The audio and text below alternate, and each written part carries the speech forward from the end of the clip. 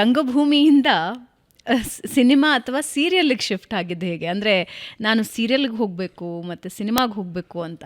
ಅದೇ ನಾನು ಆಗಲೇ ಹೇಳಿದಾಗೆ ನಮಗೆ ನಾನು ಥಿಯೇಟ್ರ್ನೆಲ್ಲ ಮಾಡೋ ವೇಳೆಗೆ ಜೊತೆಗಿದ್ದಿದ್ದೆಲ್ಲ ಟಿ ಎನ್ ಸೀತಾರಾಮ್ ಸರ್ ಥರದವರು, ನಾಗೇಂದ್ರ ಶಾ ಥರದವರು ಎಲ್ಲರೂ. ಅವರು ಸಹಜವಾಗಿ ಅವಾಗ ದೂರದರ್ಶನ್ ಎಲ್ಲವೂ ಆಗ್ತಾನೆ ಶುರು ಆಗ್ತಿತ್ತು. ಟೆಲಿವಿಷನ್ ಅನ್ನೋದು ಕೂಡ ಹೊಸದಾಗಿತ್ತು. ಸೊ ಅವ್ರುಗಳು ಟೆಲಿವಿಷನ್ ಮಾಡೋಕ್ಕೆ ಶುರು ಮಾಡಿದ್ರು. ಸೊ ಆ ಥಿಯೇಟ್ರ್ ಸರ್ಕಲಿಂದ ಸಹಜವಾಗಿ ಯಾವಾಗ ಮಾಯಾಮೃಗ ಶುರು ಆಯಿತು, ಒಂದು ಡೈಲಿ ಸೋಪ್ ಅಂತ ಶುರು ಆಯಿತು. ಫಸ್ಟ್ ಮನೆತನ ಅನ್ನೋದು ಶುರು ಆಯಿತು, ಅದು ಜನನಿ ಅವೆರಡರಲ್ಲಿ ಯಾವುದೋ ಒಂದು ಫಸ್ಟ್ ಶುರು ಆಯಿತು.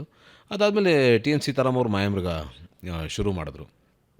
ಸೊ ಸೀತಾರಾಮ್ ಸರ್ನ ಒಂದು ನಾಟಕದಲ್ಲಿ ಆ್ಯಕ್ಟ್ ಮಾಡಿದ್ದೆ ಕೂಡ ನಾನು. ಆವಾಗ ನಾನು ಉದಯ ಟಿ ವಿನಲ್ಲಿ ಕೆಲಸ ಮಾಡ್ತಿದ್ದೆ. ಸೊ ಅವ್ರಿಗೂ ಡೌಟ್ ಇತ್ತು ಅನ್ಸುತ್ತೆ, ಅಂದರೆ ಕೆಲಸ ಬಿಟ್ಟು ನಾನು ಬರ್ಬೋದಾ, ಟೈಮ್ ಕೊಡ್ಬೋದಾ ಅಂತ.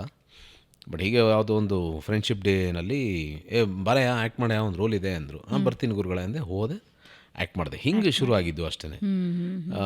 ಸೊ ಆವಾಗ ಟೆಲಿವಿಷನ್ ವಾಸ್ ಅಂದರೆ ಒಂದು ಏನಾಯಿತು ಅಂದರೆ ನನಗೆ ಈಗ ಅನ್ಸೋದು ಏನಂದರೆ ನನಗೇನೋ ಬರ್ತಿತ್ತು ಅಂತ ಅನ್ನಿಸ್ತಿತ್ತಲ್ಲ. ಅಂದರೆ ನನಗೆ ಯಾರೋ ಹೇಳೋರು ಚೆನ್ನಾಗಿ ಆ್ಯಕ್ಟ್ ಮಾಡ್ತೀಯಾ ಅಂತ ಯಾರೋ ಹೇಳಿದ್ದು ನನಗೇನೋ ಬರುತ್ತೆ ಅಂತ ಸಹಜವಾಗಿ ಅನಿಸುತ್ತೆ. ಇಲ್ಲಾರ ಅವ್ರು ಯಾಕೆ ಹೇಳ್ತಾರೆ ಅನ್ನೋದೊಂದು ಲಾಜಿಕಲ್ ಥಿಂಕಿಂಗ್. ಅದನ್ನ ಎಲ್ಲವನ್ನು ಹೊರಹಾಕಬೇಕು ಅಂತ, ಅಂದರೆ ಅದಕ್ಕೇನೋ ಒಂದು ಮಾಧ್ಯಮ ಬೇಕು ನನಗೆ. ಕರೆಕ್ಟು, ಒಂದು ಸ್ಟೇಜ್ ಇದೆ ಹೌದು, ಬಟ್ ಸ್ಟೇಜಲ್ಲಿ ಎಷ್ಟು ದಿವಸ ಮಾಡ್ತೀರಿ? ಒಂದು ಪ್ರಕ್ರಿಯೆ, ಅದೊಂದು 6 ತಿಂಗಳು, ಅಂದರೆ ಒಂದು 2 ತಿಂಗಳು ರಿಹರ್ಸಲ್ ಮಾಡ್ತೀರಿ, ಶೋ ಆಗುತ್ತೆ. ಮತ್ತು ಇನ್ಯಾರೋ ಶೋ ಕೇಳಿದ್ರು ಅಥವಾ ನಾವೇ ಶೋ ಮಾಡಿದ್ರೆ ಮತ್ತು ಶೋ ಆಗುತ್ತೆ, ಅದು ರಿಪೀಟ್ ಆಗುತ್ತೆ. ಬಟ್ ಇದು ಬೇರೆ ಪ್ರತಿ ದಿವಸ ಬೇರೆ ಬೇರೆ ಏನೋ ಇರುತ್ತೆ. ಸೊ ಇದೆಲ್ಲವನ್ನು ಹೊರಹಾಕೋ ಧಾವಂತ ಇತ್ತು ನಮಗೆ. ನನಗೆ ಏನೋ ಗೊತ್ತು, ಇದು ಯಾವುದೋ ಒಂದು ಪಾತ್ರ ಕೊಟ್ಟಿದ್ದಾರೆ, ಇದು ಮೂಲಕ ಎಲ್ಲವನ್ನು ಏನೇನೋ ಟ್ರೈ ಮಾಡೋಣ ಅಂತ. ಸೊ ಹಾಗಾಗಿ ಟೆಲಿವಿಷನ್ ಯಾವುದೋ ಒಂದು ಹೇಳಿ ನನಗೆ ಯಾವತ್ತು ಮಾಧ್ಯಮ ಅನ್ನೋದು ದೊಡ್ಡ ಡಿಫ್ರೆನ್ಸ್ ಕಾಣ. ಎಲ್ಲ ಕಡೆನೂ ಒಂದೇ ಥರ ಆ್ಯಕ್ಟ್ ಮಾಡೋಕ್ಕೆ ಬರುತ್ತೆ ಅಂತ ನಾನು ಹೇಳೋದು. ಅಂದರೆ ನನ್ನ ಪ್ರಿಫರೆನ್ಸ್ ಸಿನಿಮಾ ಆಗಿತ್ತು, ಬಟ್ ಆ ಹೊರಹಾಕೋ ಧಾವಂತ ಇದೆಯಲ್ಲ ಅದು ಒದಗಿಸ್ಕೊಟ್ಟಿದ್ದು ಟೆಲಿವಿಷನ್. ಸೊ ಹಾಗಾಗಿ ಒಪ್ಕೊಂಡೇ ಮಾಡಿದೆ ಅಷ್ಟೇ. ಸೊ ಇಲ್ಲಿಂದ ಅಲ್ಲಿಗೆ ಬರಬೇಕು, ಅಲ್ಲಿಂದ ಇಲ್ಲಿಗೆ ಬರಬೇಕು, ಬಿಕಾಸ್ ಅವಾಗ ಪ್ಲಾನ್ಡ್ ನಾನು ಇದನ್ನೇ ಮಾಡಬೇಕು ಇಲ್ಲ ಆ ಕ್ಷಣಕ್ಕಂತೂ ಇರಲಿಲ್ಲ. ಆಮೇಲೆ ಆ ಕ್ಷಣಕ್ಕೆ ನನಗೂ ಕೂಡ ಸಂಪಾದನೆ ಮಾಡೋ ವಯಸ್ಸಾಗಿತ್ತು, ಸಂಪಾದನೆ ಮಾಡಬೇಕಾಗಿತ್ತು ಕೂಡ, ಅದೊಂದು ಜವಾಬ್ದಾರಿ ಇತ್ತು ನನಗೆ.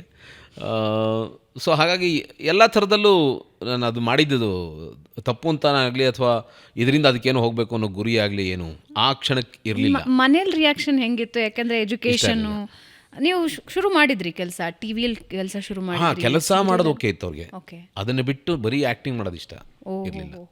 ಇಷ್ಟ ಇರಲಿಲ್ಲ. ಅಂದರೆ ಈವನ್ ಸ್ಕೂಲಲ್ಲಿದ್ದಾಗಲಿ ಅಥವಾ ಕಾಲೇಜ್ ಇದ್ದಾಗಲಿ ನಾನು ನಾಟಕ ಮಾಡೋದೇ ಇಷ್ಟ ಆಗ್ತಿರಲಿಲ್ಲ.